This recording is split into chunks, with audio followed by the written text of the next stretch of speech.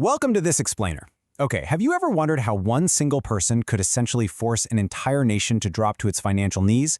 Well, today, we're going on a seriously incredible journey. We're talking a high-stakes financial thriller that dives deep into the psychology of global markets. We're going to look at how investors perceive reality, how those very perceptions literally shape economies, and how central banks scramble to keep the whole shebang from falling apart. Okay, let's dive right into this. £1 billion. That is a staggering number, and it's actually the estimated profit that hedge fund manager George Soros made on just one single legendary bet.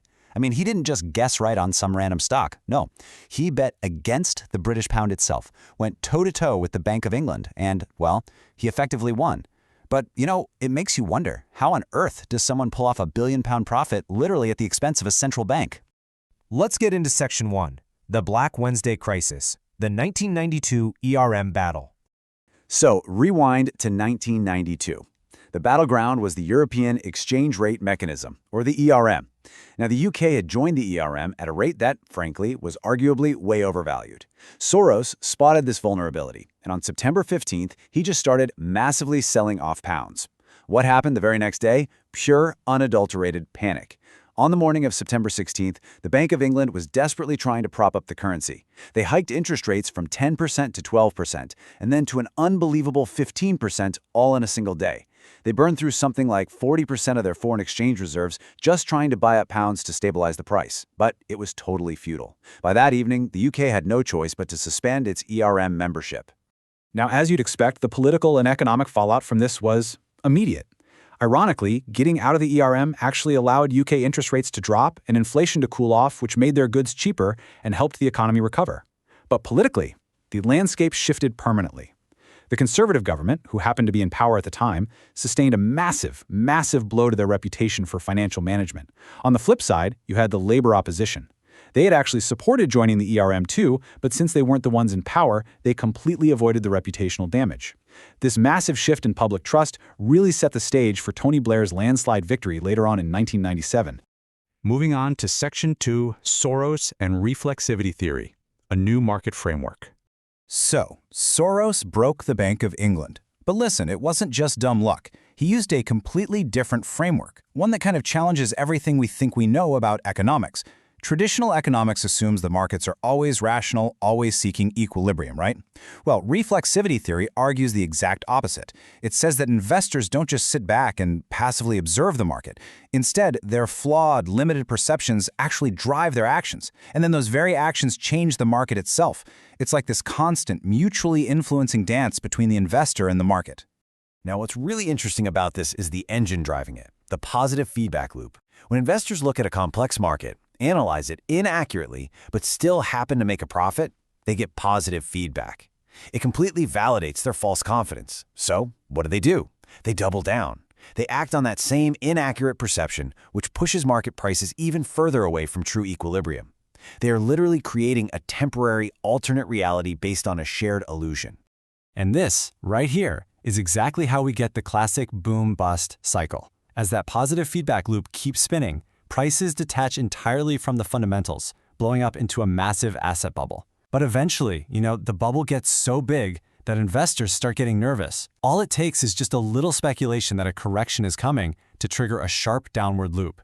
Investors start selling, prices drop, panic sets in, so they sell even more, and bam, the bubble abruptly bursts. And if history tells us anything, it's that the fall during a bust is always much sharper and faster than the climb up.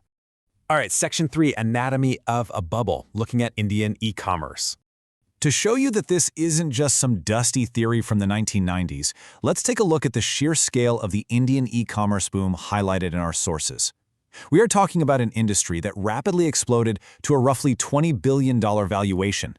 It grew at an insane compound annual growth rate of over 37% between 2009 and 2013. By mid-2015, venture capitalists had poured $3.5 billion into it in just that half year alone. And the top 15 e-commerce deals? They swallowed up 43% of all startup funding in India. It became this massive, cash-guzzling machine. So, the crucial point we really need to look at is the fundamental reality beneath all those shiny valuations. The sources point out that even the absolute torchbearers of this industry were incurring deep financial losses. And the crazy part? Despite billions of dollars in funding surges and private valuations, at the time of this analysis, not a single one of these Indian e-commerce companies had actually gone public and listed on a stock exchange. Not one. Which brings us right back to Soros' theory. You have to ask yourself, is this massive disconnect between towering valuations and deep underlying losses just a classic reflexive positive feedback loop in action? Are investors essentially just rewarding other investors, inflating an asset bubble that's totally divorced from the actual profitable reality of the business? It honestly looks like a textbook example of a bubble just waiting to burst. Next up, Section 4, the Central Bank Dilemma, cleaning up the mess. Because, you see, when these speculative bubbles inevitably pop, it's the central banks who are left holding the broom to clean up the mess. But if we look back to the years leading up to 1992, there was a huge gap in central bank credibility. And this brilliantly illustrates that point. Over a 35-year period, while U.S. inflation hovered around 4.7%, the U.K. suffered an average inflation rate of 7.2%. That eroded the value of their money by almost 90% over a quarter century. Meanwhile, look at Germany. The Bundesbank held their inflation at a rock-solid 3.4%. They were absolutely the gold standard for economic stability. So why is such a massive difference? Well, Germany's Bundesbank pioneered something called monetary targeting way back in 1974. They steadily and successfully tracked specific money supply metrics, like M3, to keep inflation in check. The UK, on the other hand, really struggled. During the 1980s, the UK went through this massive wave of financial liberalization, and that caused what economists call velocity instability. Basically, the predictable relationship between the money supply and inflation completely broke down. The UK had lost its reliable anchor. And we really can't forget the true human cost of that instability. The great economist John Maynard Keynes wrote something incredibly poignant about this in 1923. He said, "What is raised by printing notes is just as much taken from the public as is a beer duty or an income tax. In Germany, they call them banknotes and put them into their pocketbooks."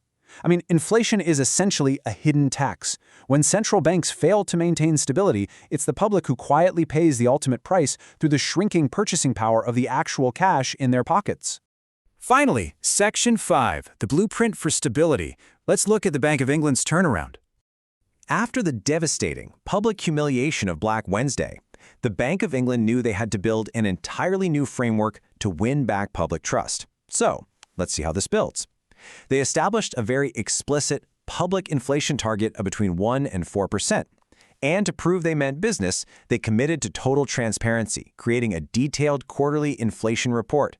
They stopped chasing quick fixes and zeroed in completely on long-term price stability, carefully addressing complex global factors like commodity prices and exchange rates. But, the deepest difference between the UK and Germany was purely structural. Germany's horrific, traumatic experiences with hyperinflation in the 1920s meant the Bundesbank was built from day one with strict, explicit statutory independence. Its one job was safeguarding the currency. The Bank of England, though, they operated under this immense constitutional ambiguity. Their 1946 Act was practically empty regarding the bank's actual purposes. They were relying heavily on just historical custom, prestige, and, frankly, a bit of British self-satisfaction. Rebuilding their credibility meant finally stepping away from that ambiguity and moving toward open, transparent competence. So we've seen how deeply flawed perceptions can quite literally break a central bank. We've seen how bubbles detach from reality and how these massive institutions have to fight tooth and nail for the credibility that gives our money value. So I want to leave you with this to ponder as you scroll through today's soaring stock prices and multi-billion-dollar startup valuations. Are our financial markets today truly reflecting the underlying economic reality, or are we, once again, just caught up in another reflexive feedback loop, blind to the illusion, and just waiting for the bust? Thanks so much for joining this explainer, and remember to always keep questioning the reality behind the numbers.